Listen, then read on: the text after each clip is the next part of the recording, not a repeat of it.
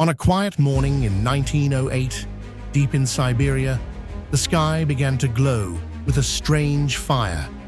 A blazing fireball streaked across the sky, brighter than the sun. Then, an explosion.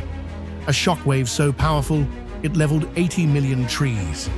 For hundreds of miles, forests lay scorched and silent. No crater was ever found. Was it a meteor, a comet, or something stranger, an explosion in the sky itself?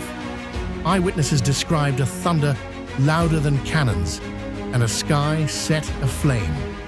When scientists finally arrived, they found only devastation and endless questions. Some say it was a meteor that vaporized. Others whisper of alien craft or secret weapons.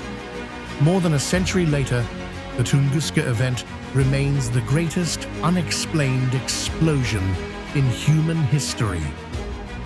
For more science, history, like and subscribe.